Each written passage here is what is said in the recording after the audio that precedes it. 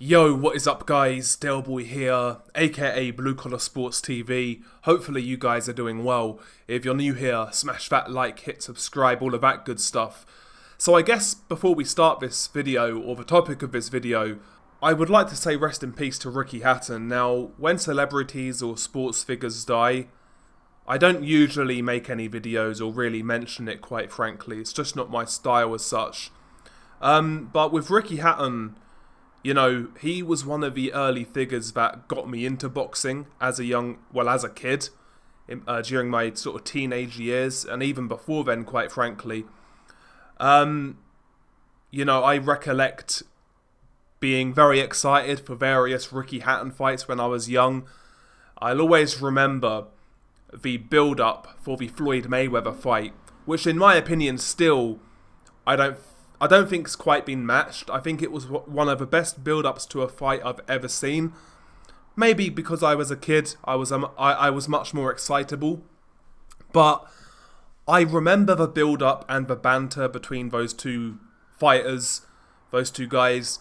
And it was such a unique build-up because they were two polar opposites, Floyd Mayweather and Ricky Hatton. But the build-up was quite light-hearted. Both guys were trolling each other. It seemed to me that both guys were having fun on the press tour, and that fight felt massive, especially in the UK. There were so many sort of citywide press tours. It was crazy. The build-up was immense, and I remember it was one of the first times to where I really discussed boxing with people in my year group at school. I just started high school. It was my first year of high school, upper school as we call it in the UK, and, you know, it was the first time I remember boxing being widely discussed among like my peer group, people I never spoke to prior, you know, just talking about the fight, talking about what we thought would happen. And that was the time, I would say 2007 was the time I really started to get interested in boxing. I had a passing interest prior, but that fight was one of the first mega fights I can remember and really getting excited about. And I remember, as a 13-year-old, staying up for that fight as well. But yeah, some really good memories as a youngster following Ricky Hatton's career. And yeah, just a, you know, down-to-earth guy, good fighter as well. I think it gets overlooked about how good Ricky Hatton was. There was a short time when, you know, he was the best guy at 140. And, you know, really unique fighter in the UK, a fighter with a decent inside game, good body puncher, aggressive, exciting, obviously had great fanfare, great fan base that he would bring to fights. He did a lot for the UK scene.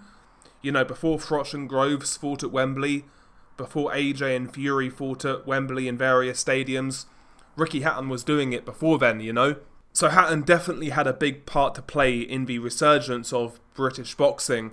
Because before Hatton really got popular, a lot of these fights were in really small arenas or leisure centres, but Hatton kind of made boxing big time again in the UK, and culturally, in the British boxing scene, you know, he was very significant. But obviously, you know, rest in peace to Ricky Hatton and condolences to his family and friends. This weekend, though, we had an interesting week. Canelo Alvarez defeated by Terence Crawford over a 12-round unanimous decision, Crawford becoming the new, undisputed super middleweight champion. I have to say, I'm glad Canelo Alvarez lost this fight. That's my first impression. That was my first instinct after the decision was read out.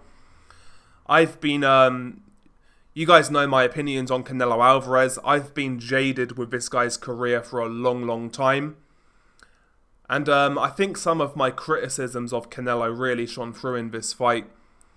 Prior to this, you know, my critiques on Canelo were, first and foremost, I wasn't convinced that a certain amount of his fights were on the up and up.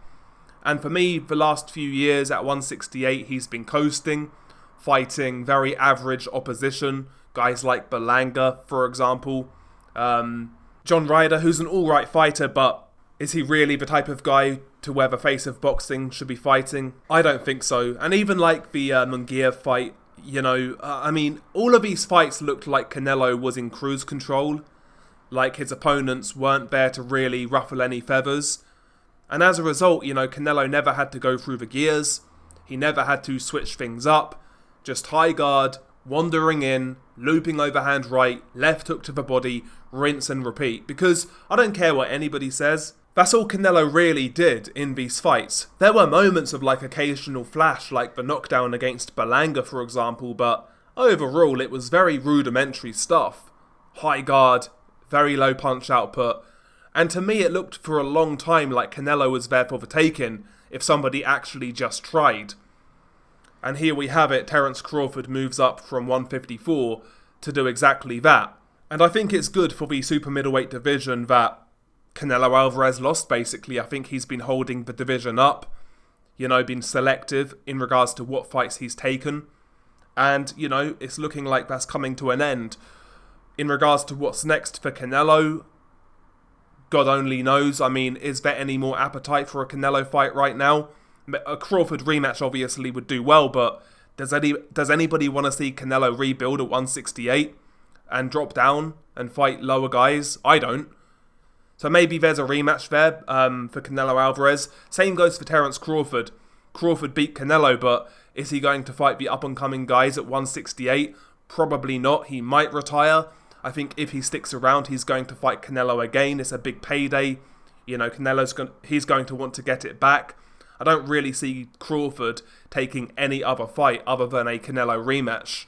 But as for Crawford, I guess before I talk about Crawford, I'm going to talk about Netflix and their production, commentary, etc. Now, this is the first Netflix boxing production I've watched. I didn't watch Jake Paul and Mike Tyson, and I don't watch female fights. This was the first one that I watched, and quite frankly, to me, it looked a little amateur hour. There was so much dead air and nothing happening in between fights, number one. I felt the commentary was absolutely atrocious. Max Kellerman, I don't get why this guy gets hyped up by so many boxing fans. Commentator masquerading as a cheerleader and a knob gobbler. Listen, Crawford won this fight, but the unofficial scorer was off his head in my opinion. And the commentary in general, in my opinion, were just way too hyperbolic in regards to Crawford's success. And again, I have Crawford winning this fight, to make it very clear. But I didn't see this maestro performance that the commentary were making out. I saw a very professional, astute performance by Terence Crawford. And a good performance by Terence Crawford, by the way. I'm not even saying he wasn't good. But yeah, they were acting like it was Mayweather-Corrales, for example. But I think this is just the nature of boxing media and boxing coverage. Many people haven't been honest about Canelo in recent years. So the casual fan has this image of Canelo built up in their head that he's this maestro killer, destroyer among men. But in reality, he's been treading water for a long, long time. And he hasn't looked impressive for a long, long time. I would say the last time he looked truly elite, truly pound for pound, was the second Golovkin fight. And quite frankly, I think he's been treading water since then. I think he's been stagnating since then. There's been moments in fights where he's looked good in individual moments on the surface, but overall, I think Canelo's been regressing for a little while, and I've said this in the past, and it's nothing to do with Crawford for those out there who, want me to act like Canelo's this A-level prime guy. I've been saying this for quite some time, way before the Crawford fight was even talked about or announced. But nevertheless, Terence Crawford exposed the fact that Canelo can't go through the gears anymore. He doesn't have it in him to maintain any sort of work rate. He doesn't have it in him to apply constant pressure. He doesn't have it in him to maintain, consistent head movement, things of that nature. He's not that dynamic fighter he was when he fought the likes of Danny Jacobs, for example, or Golovkin in the second fight. He ain't that guy anymore. And I heard so much cope leading up to this Crawford fight about Canelo's quote-unquote change in style, about why he doesn't move his head anymore, why he doesn't use the upper body movement anymore. And I heard of the most ridiculous, asinine reasons, and it came from Canelo himself. He was saying that because I'm fighting these bigger guys now, I don't need to move my head as much. I can just high guard it and walk them down and throw one punch at a time. That doesn't make any sense. When you're fighting bigger guys who are taller and longer than you, that's when it makes more sense to implement more head movement. So, you know, when Canelo said that leading up to the fight, I knew it was horseshit. And I've heard boxing channels parrot what Canelo said without realising that, yeah, when you fight bigger guys, it makes more sense to move your head. But Canelo doesn't because he can't. He can't do that anymore. He's not that same fighter he was at middleweight. It's plain to see. It's been plain to see. And like I said, combining that with the fact that, in my opinion, Canelo has had things his own way for far too long.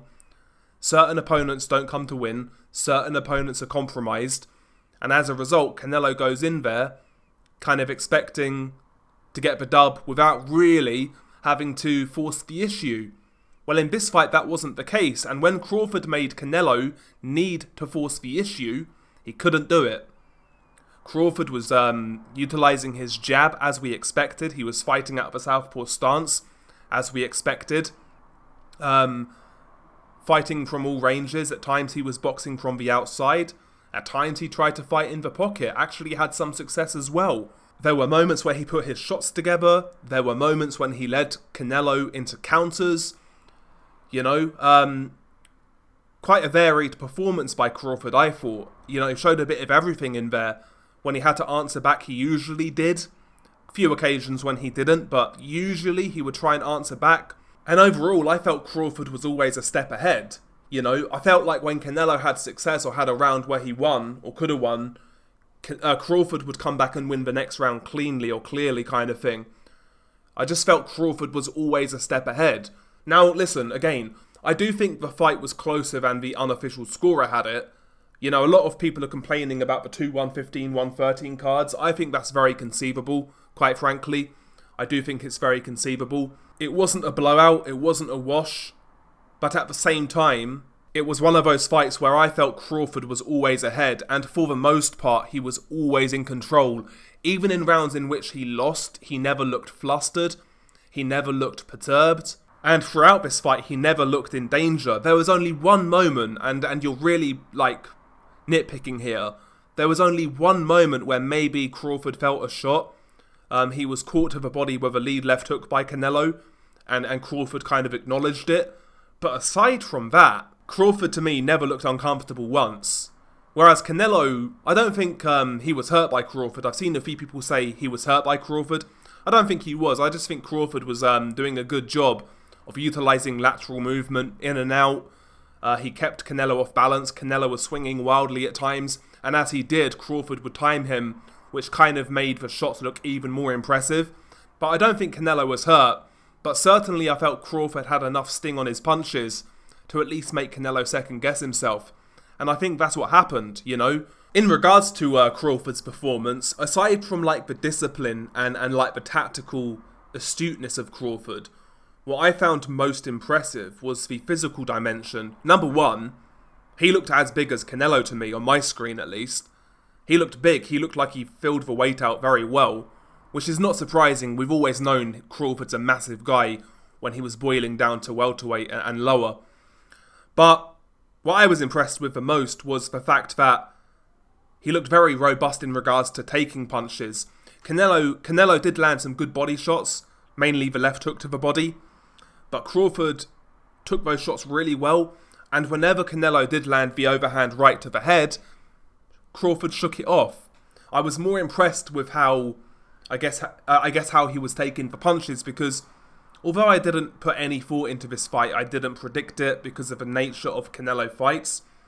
My whole thing going in, I guess, like subconsciously was whether Crawford could actually take Canelo's punches for a 12-round fight, but he showed he could. And once that was established, yeah, Crawford did his thing, man. But overall, I think this is good for the 168 division. In regards to what's next, like I said, if Crawford sticks around, I can't see it being for any other fight other than a Canelo rematch. And as for Canelo, again, I'm sure he's going to want his get back, so I wouldn't be surprised to see a rematch. In regards to the belts, now I'm hoping a couple of belts go vacant at this stage, because I think 168 almost needs a reset at this point, unless Crawford wants to fight at 168 and defend. But yeah, I don't suspect he will. I'd like to see a couple of belts go vacant so contenders can fight for them. And as of right now, as of this juncture, I think the scene is looking, or the landscape at 168 is looking good for Oslei's Iglesias, the Cuban super middleweight. He's an impressive fighter, powerful, strong, pretty young as well. Southpaw himself. I think Iglesias could be the next ruler of 168 once the dust has settled from Canelo and Crawford. So keep an eye out for him. He's making the waves now at 68. But yeah, overall, I'm satisfied. I am satisfied. It wasn't an amazing fight or anything, but I'm just glad Canelo doesn't have hold of those titles anymore. And we'll see what happens next. Maybe things don't improve in the division, but we'll see what happens next. But yeah, Crawford, rightful winner. Yeah, it was what it was. I think his performance was very good. Solid. Again, tactically astute. Showed some different wrinkles in there. I do think Canelo had more success than a lot of people are making out. And again, 2 of the scorecards reflect that for me. I felt the first 4 or 5 rounds, a lot of those rounds were very even. There was a couple of other rounds in the fight that Canelo won as well. So I can see the world. I can see it where you give Canelo 5 rounds, quite frankly, but no more than that. Crawford clearly won the fight, in my opinion. And yeah, credit to him. But as for Canelo, again, I think the chickens are coming home to roost. You know, I've been saying it about Canelo for ages, for years. He's been regressing. He's having things his own way. He's stagnating. He can't do what he once did. And Crawford showed that in this fight. But yeah, and by the way, a quick mention as well. This fight, fucking hell, this video is dragging on. Quick mention as well. Lester Martinez and Christian Mbili on the undercard. Really, really good fight. If you haven't seen it, give it a watch. Again, going into that fight, my only complaint was it's a 10-rounder. And I think that complaint now is even more legitimate because imagine that was a 12-rounder. Hopefully we see it again for the full 12-round distance. Needs a rematch, it was a draw. Also on the undercard, Jermaine Franklin defeated Ivan Dichko. I didn't watch that fight. I heard it was a robbery, but I'm not sure. You guys will have to fill me in. And also, Sergey Bohachuk suffered a setback by losing to Brandon Adams. Of course, Brandon Adams was the first guy to beat Bohachuk several years ago. He knocked Bohachuk out in the first fight. And most people, including myself, expected him to win the rematch, but no, he once again lost. So yeah, that's a good win for Brandon Adams. I haven't seen that fight either, but maybe Brandon Adams is just a bad style matchup for Bohachuk, because it's a weird one, because if you put Brandon Adams in there with Virgil Ortiz, I highly suspect that Adams won't give Virgil Ortiz the trouble that Bohachuk did. But I guess that's what they say, styles make fights, right? But anyway, that's it. That's it for me in regards to this video. Share your thoughts below on all things boxing, the fight between Canelo, Crawford, Ricky Hatton, etc. And yeah, share your thoughts below. Peace.